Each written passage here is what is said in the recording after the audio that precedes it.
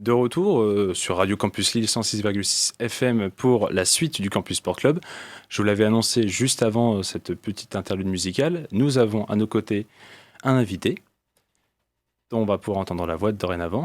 Bonjour à tous. C'est Antoine Sueur, bonjour, merci d'être là. Je vous en prie. On avait prévu de se voir un peu plus tôt, le 22 février dernier, mais la tempête dont vous connaissez très bien maintenant le passage dans la région lilloise en a voulu autrement.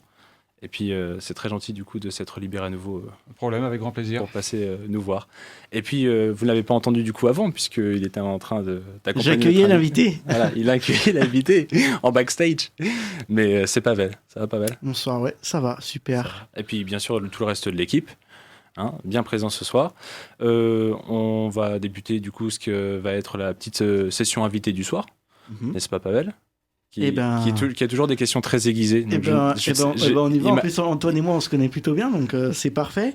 Antoine, tu es président donc du tennis club Lillois Métropole depuis fin 2017. Un petit peu, donc on peut le dire, dans l'organisation forcément du play-in, puisque c'est ton club et les infrastructures de ton club qui accueillent ce tournoi. Alors ce tournoi, c'est du 21 au 27 mars, c'est ça ? C'est ça. On compte les qualifications dedans ? Alors les qualifications commencent le 20 mars, donc la veille, le dimanche 20 mars. On dira du dimanche au dimanche. Voilà, c'est ça, 8 jours de tournoi. 8 jours plein de tournois. Voilà, c'est ça. 7 jours de tableau final et une journée de qualification. C'est l'événement majeur de tennis dans le nord de la France cette année. 90 000 $ de dotation. C'est parmi les plus gros challengers en France et ça tend forcément à se développer. La première question, c'est à 2 semaines du tournoi, comment tu te sens et comment tu sens l'organisation de ce grand événement ? L'excitation monte, c'est vrai qu'on est tous impatients de retrouver un petit peu cet événement, d'autant plus que le public absent depuis 3 ans fera son grand retour. Donc pour nous, c'est vraiment quelque chose d'important parce qu'on souhaite faire de ce tournoi une grande fête populaire. Donc évidemment, tout le monde est le bienvenu. On attend beaucoup de monde et on essaiera de faire en sorte de satisfaire le public. En tout cas, le plateau est alléchant pour ça. Et puis, il y a une belle infrastructure pour accueillir le public. Ouais, on a des super installations, on a une belle tribune fixe, une tribune mobile qui sera installée pour l'occasion. Donc on pourra accueillir un peu plus de 1000 personnes. Donc de quoi faire une belle fête populaire. Alors l'année dernière, c'était donc un tournoi à huis clos. Cette année, donc il y aura du public, mais il y aura aussi du coup des joueurs puisque un peu internationaux, ça s'internationalise. L'année dernière, beaucoup de Français. Cette année, un peu plus d'étrangers, ce qui est plutôt bien à voir. On a notamment donc un top 100, et puis on compte à peu près 4 top 150, plusieurs top 200. On rappelle que ce type de tournois ne sont pas joués par les top 50 ni autres, puisqu'en plus, il y a Miami ou Indian Wells. Ouais, on a Miami, donc première semaine de Miami en face. Mais c'est vrai qu'on a un plateau de qualité. On en est vraiment ravis. Et voilà, on arrive à réunir à la fois des joueurs français, des jeunes espoirs du tennis mondial, comme le tenant du titre Zizou Bergs, qui vient de s'imposer en Coupe Davis le week-end dernier.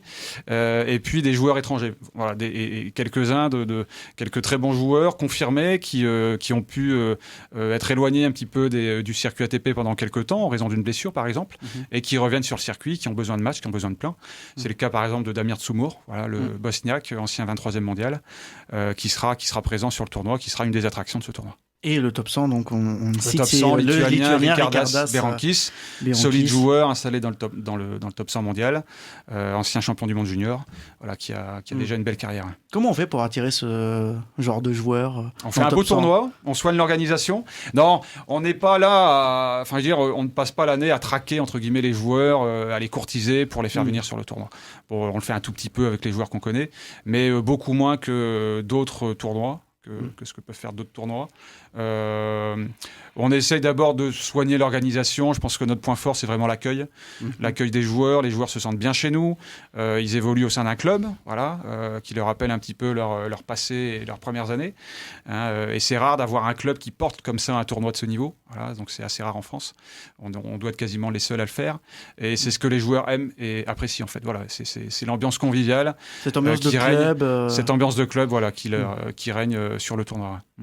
Et finalement, ce type de tournoi, c'est un petit peu des tournois, on pourrait dire que c'est compliqué, ils ont souffert un petit peu de la Covid, etc. On sait qu'il y a les Masters 1000, les Grands Chelems, les ATP qui s'en sont pleins. Alors au niveau du Challenger, comment on s'en sort ? C'est difficile d'organiser ce type de tournoi ? C'est difficile parce que, comme je vous dis, le tournoi est porté par le club, c'est-à-dire une association, et par conséquent des bénévoles. Donc nous sommes tous des bénévoles qui avons en charge l'organisation d'un tournoi professionnel. Donc c'est un petit peu, enfin pas paradoxal, mais c'est la difficulté un petit peu que nous avons. Mais après, on s'entoure quand même de compétences clés, hein, de compétences qu'on n'a pas forcément en interne. On va les chercher à l'extérieur. Mais je pense que ce qui anime un petit peu toute l'équipe d'organisation, c'est une motivation, c'est une détermination, c'est l'envie de bien faire. Voilà, l'envie d'avoir un beau plateau, d'accueillir convenablement les joueurs, et puis de proposer au public du beau spectacle. Voilà, on est tous animés, on a tous cette foi-là, et c'est ce qui nous guide dans l'organisation du tournoi. Et puis il y a quelque chose de nouveau qui est apparu, alors pas vraiment nouveau, mais ça fait partie de la crise et de l'essor de la crise de la Covid-19, c'est le streaming. Oui. Qu'est-ce qui, toi, aujourd'hui, t'a fait dire, et puis forcément avec toute l'équipe, le directeur du tournoi, etc., il faut qu'on fasse notre streaming. Ça a été donc le cas l'an dernier, ça sera aussi le cas cette année sur le site du tournoi. Ouais, qu'est-ce qui vous fait dire l'ATP fait un streaming sur une application, mais vous allez aussi en faire un. Qu'est-ce qui vous a motivé à investir là-dedans ? Ouais, alors c'est vrai que l'année dernière, on s'était posé la question sur une édition à huis clos, comment on va faire finalement pour impliquer le public sur cet événement, lui permettre de suivre les matchs. Et naturellement, on a pensé au streaming. Voilà, donc on a mis en place une production avec un prestataire qui s'appelle Live, qui a fait ça très bien. Donc c'est eux qui ont réalisé le streaming. Ce qui a eu un grand succès. On a touché à peu près 75 000 personnes sur la semaine, donc c'est pas rien. Et ça a permis effectivement au public, aux téléspectateurs, de pouvoir suivre les matchs en direct. Et ça a tellement bien marché qu'on a décidé de le reconduire cette année. Voilà, alors ça veut pas dire qu'il faut rester devant son écran. Hein, il faut venir au club pour voir les matchs en vrai. C'est quand même plus sympa et c'est plus impressionnant, mais il y a toujours cette possibilité, voilà, de jeter un coup d'œil sur le streaming pour voir où en sont les matchs. Ouais.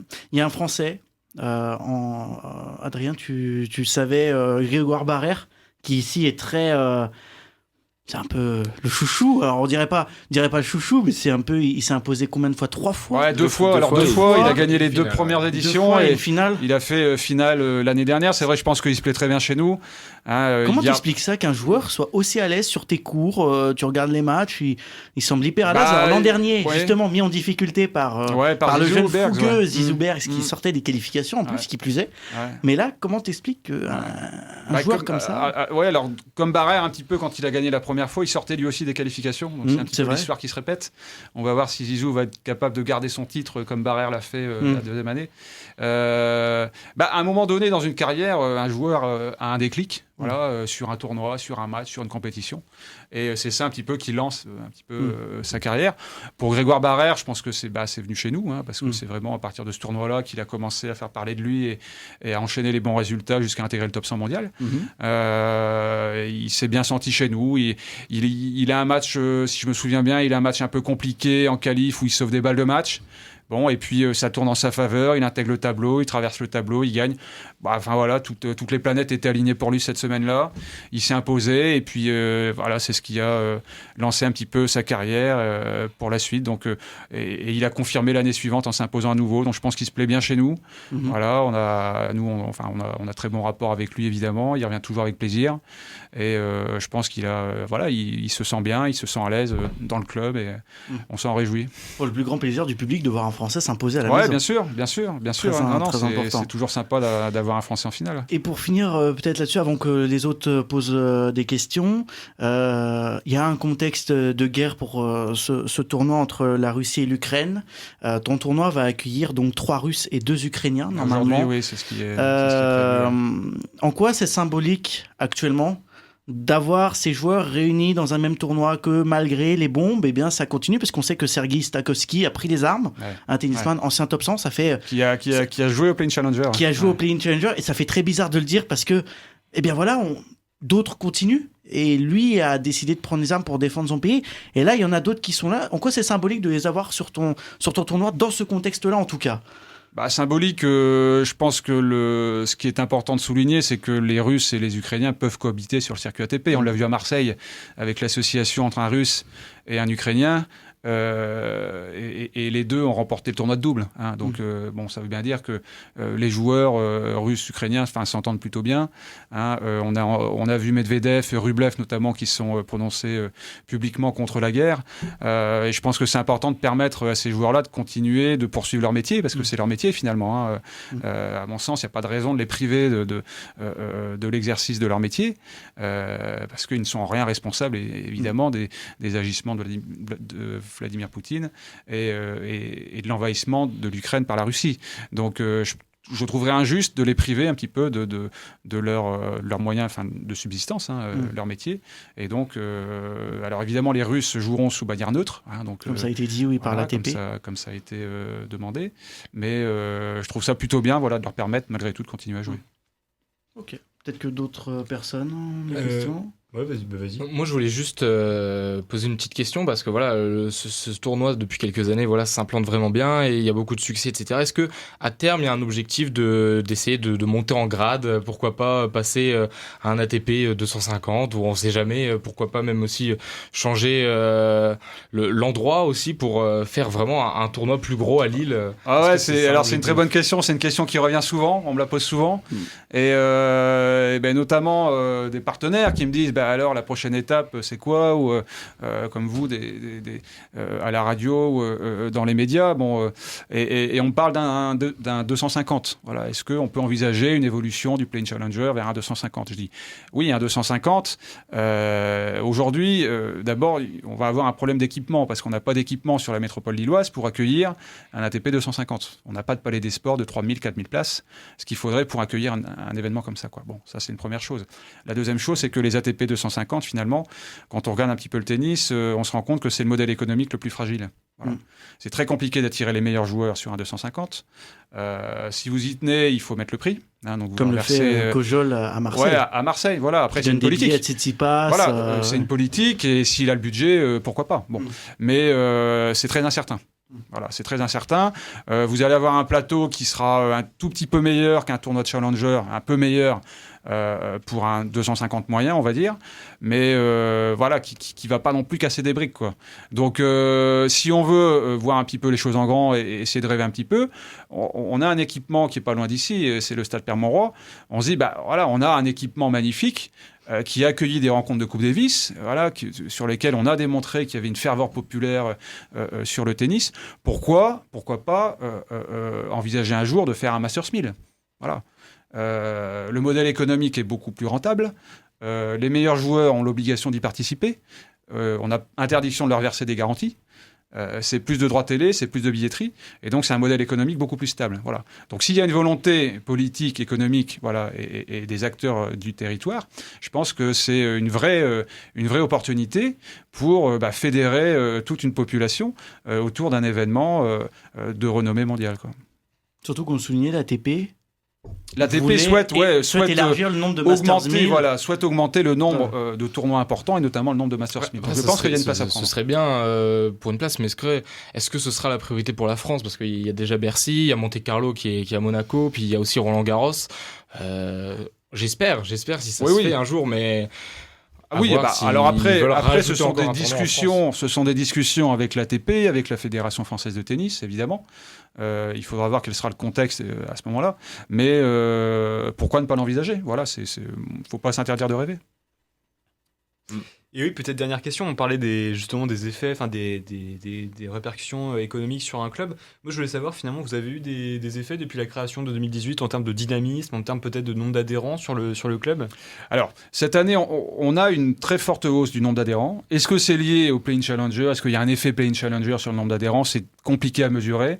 Je me dis que ça y a sans doute contribué, parce que ça permet quand même à des joueurs de tennis ou même des personnes qui ne pratiquent pas le tennis de découvrir nos installations qui sont assez magnifiques et d'avoir envie de se mettre au tennis. Donc sans doute que ça a joué. Bon, c'est un facteur, mais c'est vrai que c'est un objectif.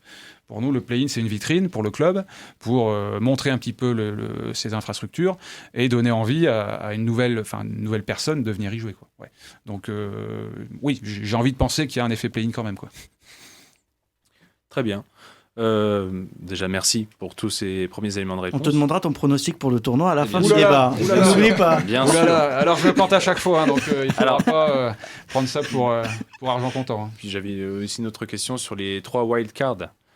Je ne sais pas s'il y en a déjà une qui est. On reçoit des demandes, après elles sont en cours d'études, d'autres vont venir par la suite, et en général elles sont attribuées assez tardivement, c'est-à-dire environ le mercredi qui précède le tournoi, quoi. Donc pour le moment, c'est un petit peu tôt pour. Et toi, les wildcard clubs, à qui elles seront attribuées. tu as envie de les donner à des jeunes que tu veux lancer ou plutôt à des gens qui ont eu, par exemple pour des blessures ou raison quelconque, des pertes de vitesse et que tu pourrais peut-être les relancer? C'est quoi le type de profil, sans nous donner des noms bien sûr, mais que tu pourrais lancer via les wildcard clubs, je dis bien, parce que la Fédé risque de les donner à des jeunes comme Lucas Van Nage, ce qui est une très bonne chose. Hein. Toi, quel profil Après, on a différents profils. Hein. Ça peut être un jeune joueur, ça peut être un ancien bon joueur qui a chuté au classement. Un Kenny de Shaper, par exemple, pourrait faire le play-in. Enfin, il pourrait. En tout cas, aujourd'hui, il n'a pas le classement pour intégrer le tableau. D'où la nécessité d'une wildcard. S'il veut le faire, il faudrait qu'il demande une wildcard. Bon. Mais on a vraiment tout type de joueurs. On reçoit en général beaucoup de demandes de wildcard. Donc, peu d'élus quand même, hein, puisque 3 wildcards, dont une à la main effectivement de l'organisation et 2 à la main de la Fédé pour les wildcards tableau. Donc, c'est très peu.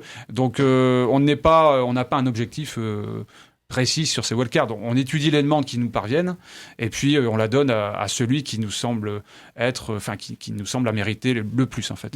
Ouais. Ok. On va poursuivre toujours par les petites balles jaunes. On parlait de Grégoire Barrère qui a fait ses preuves sur les cours de Lille. Et on voulait parler donc de cet élan parallèlement à cette baisse, à cette chute, à cette dégradation que le niveau français, au niveau ATP. On a nos 4 mousquetaires bis qui maintenant s'en vont doucement. Joe Wilfried Tsonga qui s'en va chuter toujours plus bas. Gaël Monfils qui continue quand même de se montrer. Gilles Simon, Richard Gasquet qui restent... Qui tiennent la corde, mais qu'on sent aussi lâcher. Et puis derrière, on attend peut-être certains profils, mais pas grand monde à l'horizon. On a vu qu'il y avait eu déjà un relais fait en Coupe Davis comme Bonzi ou Rinderknecht. Je dis à peu près bien. Mais du moins, voilà, c'était aussi pour revenir sur ces quelques jeunes. Est-ce qu'on va avoir dans la décennie d'autres profils qui était mon fils Simon, une nouvelle génération française qui va incarner un renouveau? J'aimerais pouvoir vous dire oui. Après, c'est compliqué à anticiper ce genre de choses. Hein. Après, je pense que il faut pas être non plus trop dur hein, sur le tennis français. Quand on regarde les résultats depuis le début de l'année, c'est quand même pas si mal. Ah oui. Hein, on a Gaël Monfils qui a gagné à Adélaïde, il a fait quart de finale à l'Open d'Australie. On a Rinderknecht qui a fait finale également. On a Benjamin Bonzi qui a fait demi-finale à Marseille notamment. Bon, aujourd'hui, on a 5 Français dans les 50 meilleurs mondiaux au classement The Race, c'est-à-dire au classement établi depuis le 1er janvier. Donc, ce qui est quand même une performance, quoi. Voilà. Mais c'est vrai qu'on arrive à la fin d'une génération, hein, comme vous l'avez dit. Des joueurs vont partir.